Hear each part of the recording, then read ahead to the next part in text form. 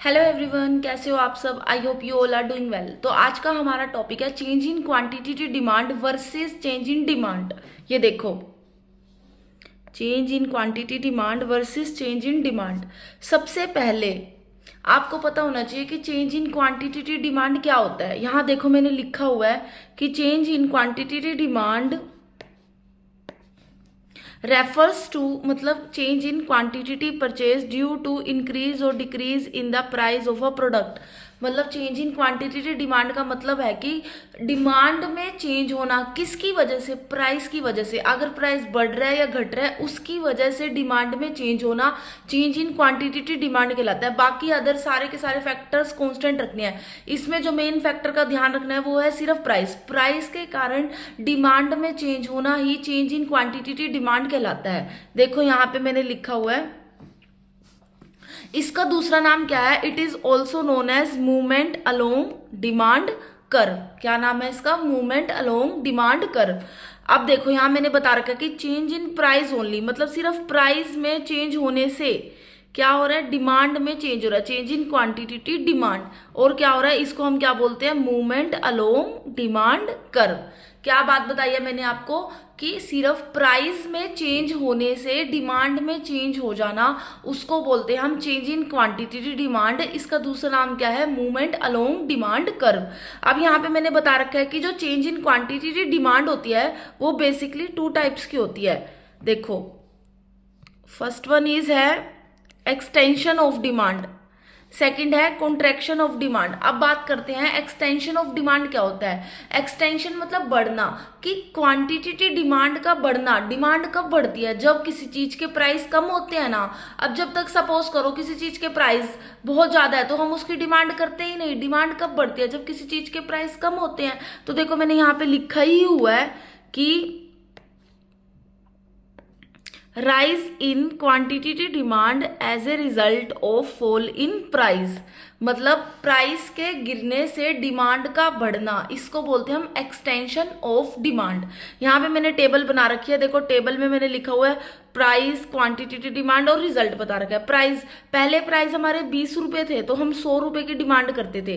जैसे ही कि उसके प्राइस 20 से 10 रुपए हुए, देखो तो हमने डिमांड क्या कर दी, बढ़ा दी। क्या ये क्या शो कर रहा है, डिमांड का बढ़ना, कि प्राइस के कम होने से हमने किसी चीज की डिमांड बढ़ा दी। अभी इसी चीज को डायग्राम में देखो, देखो एक्स एक्सिस पे हमने क्वांटिटी डिमांड शो कर रखी है, वाई एक्सिस पे हमने प्राइस शो कर रखे हैं 100, 200, 10, 20। देखो जब मेरे प्राइस 20 रुपए थे तो मैं 100 रुपए की डिमांड करता था, ये रहा।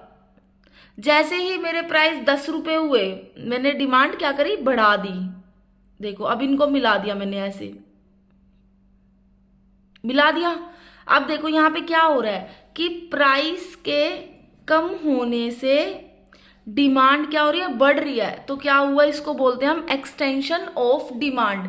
लेकिन ये मूवमेंट कौन सी है, देखो ऊपर से प्राइस नीचे जा रहे हैं तो ये मूवमेंट कौन सी है, डाउनवर्ड मूवमेंट। समझ आई क्या बात है कि अगर आपको एक्सटेंशन ऑफ डिमांड पूछ रखा है तो एक्सटेंशन ऑफ डिमांड में क्या होता है कि किसी चीज के प्राइस के घटने से, मतलब प्राइस चीज कम हो रही है उससे आपकी डिमांड बढ़ रही है, लेकिन प्राइस के कम होने से डिमांड का बढ़ना डाउनवर्ड मूवमेंट कहलाता है। ठीक है, अब बात आती है हमारी सेकंड पॉइंट की, कॉन्ट्रैक्शन ऑफ डिमांड, डिमांड का कम होना। यहां देखो मैंने लिखा हुआ है कि fall in quantity demand result of rise in price, कि प्राइस के बढ़ने से डिमांड क्या हो रही है, गिर रही है, फॉल हो रही है।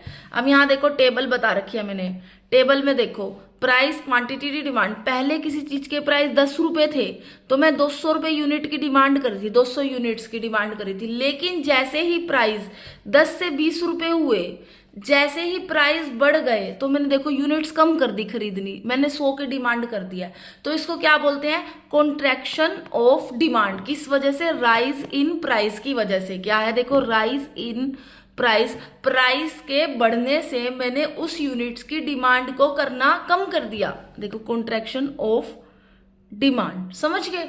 अब इसी की डायग्राम में देखो, सेम एक्स एक्सिस पे मैंने क्वांटिटी डिमांड शो कर रखी है, वाई एक्सिस पे मैंने प्राइस शो कर रखे हैं। जब हमारे प्राइस 10 रुपए थे तो हम 200 यूनिट्स की डिमांड कर रहे थे, लेकिन जैसे ही प्राइस 10 से बढ़कर 20 हो गए, प्राइस बढ़ गए, तो मैंने डिमांड कम कर दी। मैंने डिमांड किस पे कर दी? 100 रुपए पे कर दी। तो ये देखो मैच करके क्या हो रहा है, लेकिन ये देखो ऊपर जा रहा है ना, देखो, तो इसको बोलेंगे हम अपवर्ड मूवमेंट। तो कॉन्ट्रैक्शन ऑफ डिमांड में कौन सी मूवमेंट होती है? Upward movement. समझ आ गई आपको चेंज इन क्वांटिटेटिव डिमांड क्या होता है? अब हमारा नेक्स्ट टॉपिक है change in demand. Change in demand, change in demand basically क्या होता है कि डिमांड में चेंज होना। किसकी वजह से? प्राइस की वजह से नहीं, यहाँ पे प्राइस सेम रहेगा लेकिन कुछ अदर फैक्टर्स, याद हो अदर फैक्टर्स हमने पिछली वीडियोस में पढ़े थे। कौन कौन से थे अदर फैक्टर्स जो हमारी डिमांड को इफेक्ट करते थे? Income of a consumer, taste, preferences, future related expectations, price of related goods etcetera. इनमें चेंज होना तो क्या कहलाता है? Change in demand. देखो मैंने यहाँ पे लिख रखा है, when the price of a commodity remains same constant but, देखो यहाँ पे but there is change in quantity demand due to some other factors. अब सम अदर फैक्टर्स कौन कौन से हैं? देखो मैंने यहाँ पे बता रखे हैं, change in income, taste, price of related good etcetera, कि कुछ अदर फैक्टर्स के कारण हमारे डिमांड में चेंज होना। प्राइस वही का वही है, इसको बोलते हैं हम चेंज इन डिमांड। इसका दूसरा नाम क्या है? देखो मैंने लिखा हुआ है शिफ्ट इन डिमांड कर्व। समझ गए? चेंज इन क्वांटिटेटिव डिमांड का मतलब है दूसरा नाम मूवमेंट अलोंग डिमांड कर्व है, और चेंज इन डिमांड का दूसरा नाम है shift among demand curve. Clear? अब ये भी देखो यहाँ पे मैंने बता रखा है कि चेंज इन इनकम टेस्ट, पिछली में मैंने बता रखा था कि चेंज इन प्राइसेस, अब इसमें मैंने बता रखा है चेंज इन इनकम टेस्ट, कुछ भी other factors, change in income taste, future expectation, price of related goods, कुछ भी, उससे क्या हो रहा है? हमारी डिमांड में चेंज हो रहा है, और इसको क्या बोलते हैं हम? Shift of demand curve. अब देखो ये भी चेंज इन डिमांड भी 2 टाइप्स की होती है, मैंने बता रखा है। सबसे पहले राइटवर्ड शिफ्ट, सेकंड है लेफ्टवर्ड शिफ्ट। ठीक है, राइट की तरफ बढ़ना, और सेकंड है लेफ्ट की तरफ होना। अब आइए हम इसको एक्सप्लेन करते हैं।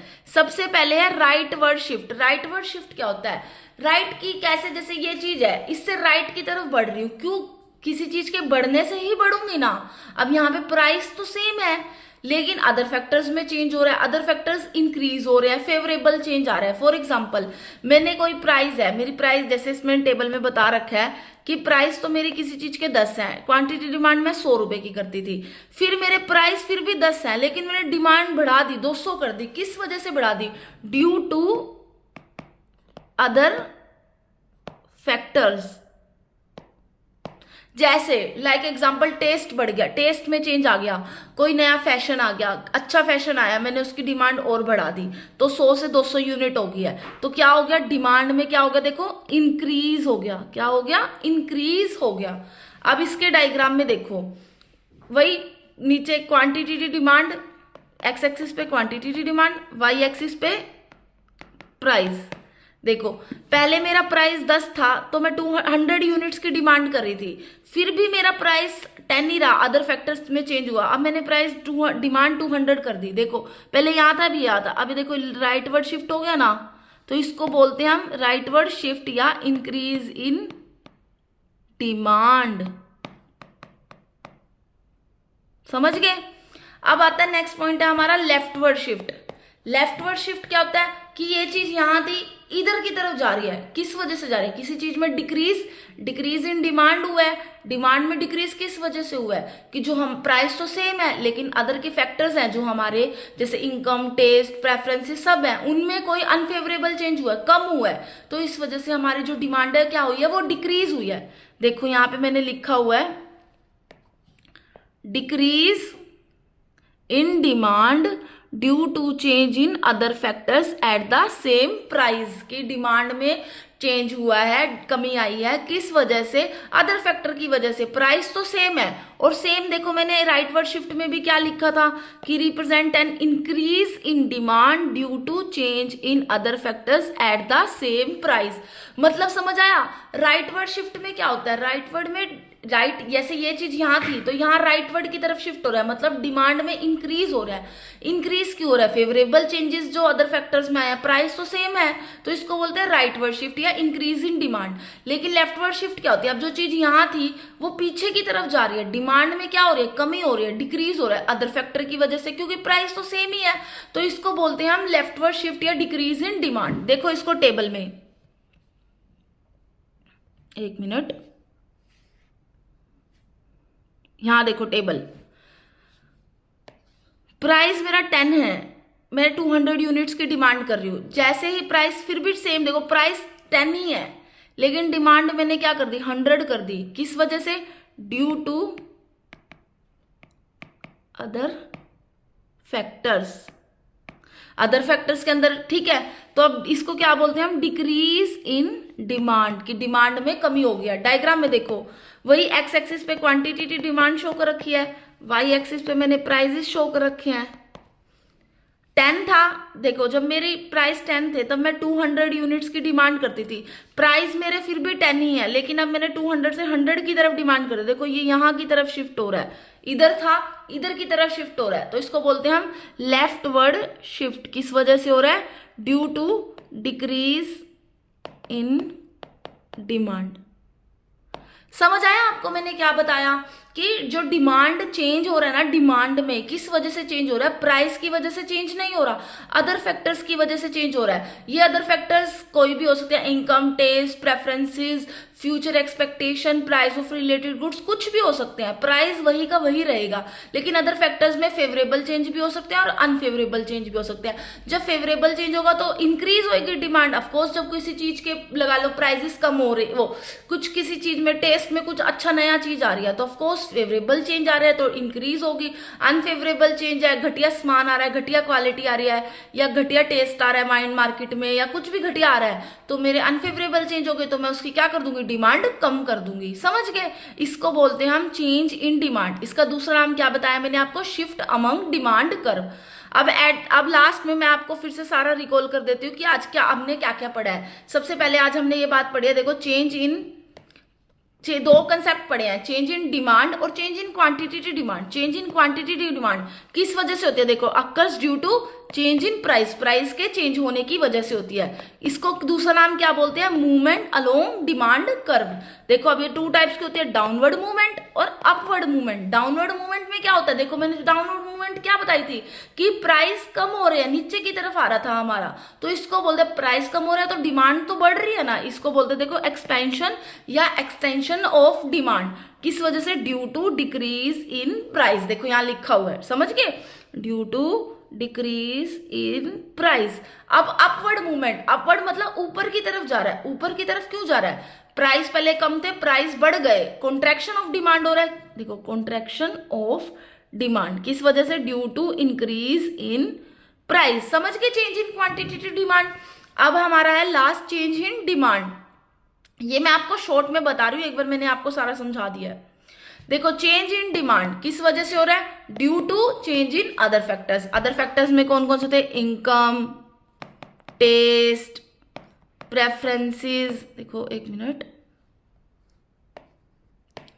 Income, taste, preferences, future expectation, prices, ये सारे के सारे आ जाएंगे।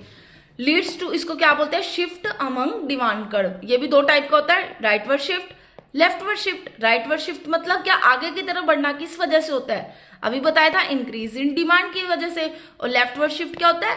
पीछे की तरफ जाना। किस वजह से? डिक्रीज इन डिमांड की तरफ वजह से। समझ आ गया आपको कि आज हमने क्या पढ़ा? चेंज इन क्वांटिटी डिमांड और change in demand. I hope आपको मेरी बातें समझ आई होंगी। अगर फिर भी आपका कोई क्वेरी है तो मुझे कमेंट बॉक्स में कमेंट करें। Thank you.